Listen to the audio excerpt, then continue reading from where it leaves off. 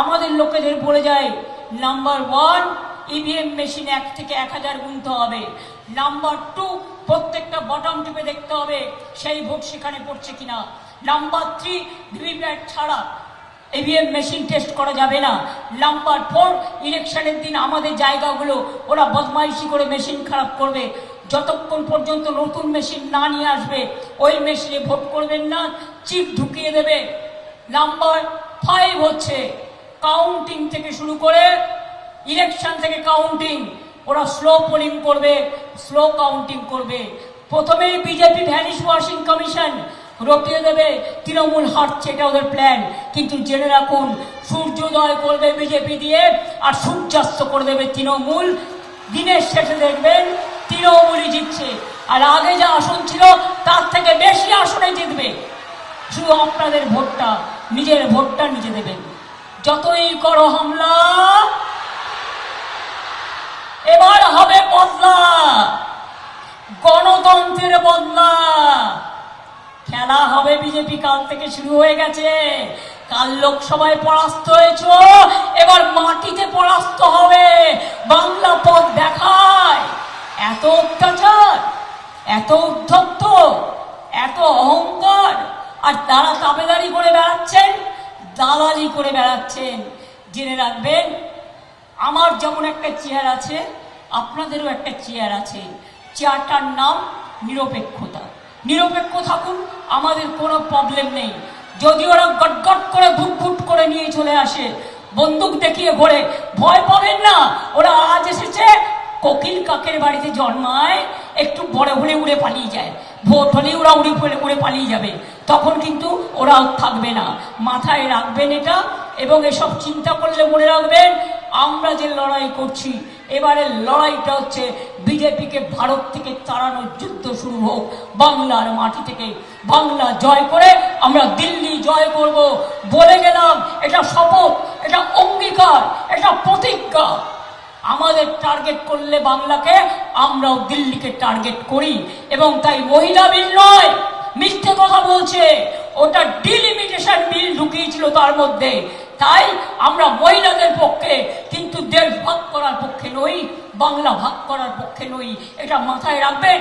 যারা মিথ্যে কথা বলছেন, কুৎসা করছেন, বিজেপি মুখগুলো দেখবেন চুপসে গেছে, আরো চুপসে যাবে।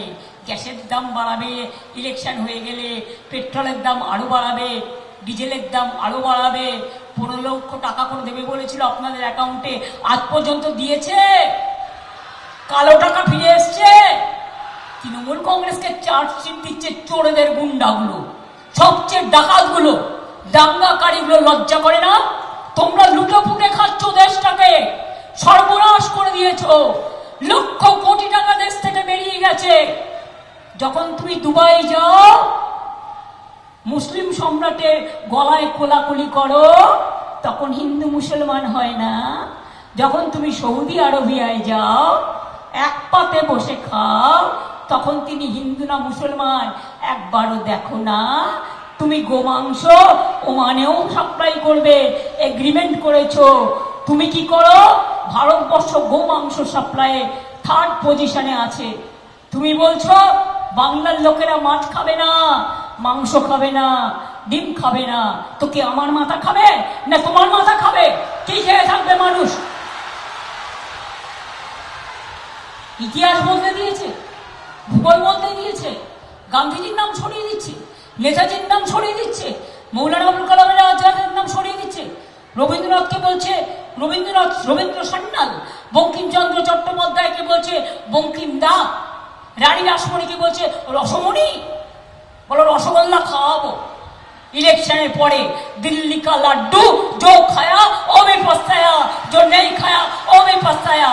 आने वाला दिन आपको दिल्ली का लड्डू खिलाएंगे, लेकिन दिल्ली का लड्डू नहीं।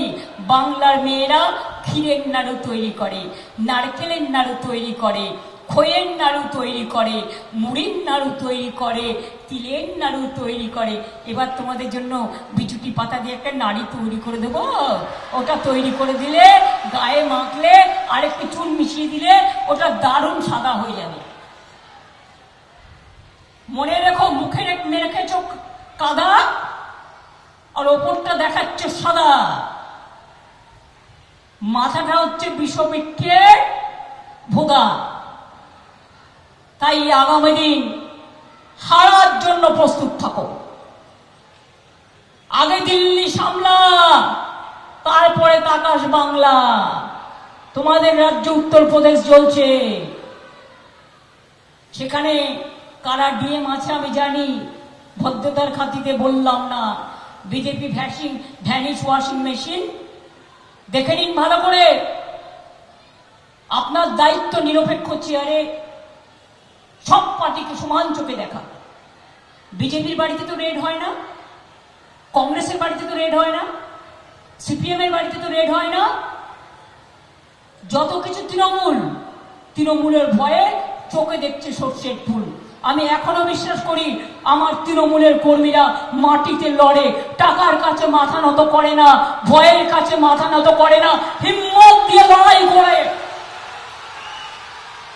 আর এ লড়াই আমাদের ইজ্জতের লড়াই, আমাদের বদলা নেবার লড়াই, গণতন্ত্রে আমাদের অসম্মানের লড়াই, আমাদের ভাষাকে রক্ষা করার লড়াই, সব ভাষাকে ভালোবাসার লড়াই।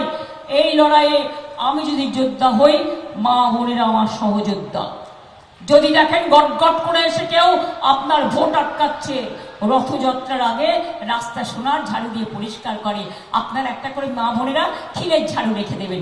আর যদি আপনাকে কেউ আটকায়, আপনি রাস্তা পরিষ্কার করতে করতে করতে করতে একেবারে ভোট কেন্দ্রে পৌঁছে যাবেন। আর যতক্ষণ নিজের ভোট না দেবেন, সেদিন রান্না মাটি ভোরবেলায় করে রাখবেন, দরকার হলে পান্তা ভাত খাবেন, কিন্তু তাও মাটি কামড়ে থাকবেন, মাটি ছাড়বেন না। আর আমাদের লোকেদেরও বলবো, প্যারালাল সেট আপ করে রাখতে হবে। মেয়েদেরও একটা করে সেট আপ করে রাখো এজেন্টের। যদি একটাকে অ্যারেস্ট করে, কেউ কেউ নির্দেশ দিচ্ছে, বিজেপির পরিবার অবজারভার, সবাই খারাপ না। একজন তো বেচারা প্রতিবাদ করেছিল বলে তাকে সরিয়ে দেওয়া হলো। সবাই খারাপ এ কথা আমরা বলবো না, বাট কিছু কিছু তো আছে না বিজেপি পরিবার, তারা বলছে এসডিওকে চাপ দিয়ে তৃণমূলের ওই নেতাকে গ্রেপ্তার করে নিয়ে আসুন, কোনো কেস না থাকা সত্ত্বেও। এবিপি আনন্দ, এগিয়ে থাকে, এগিয়ে রাখে।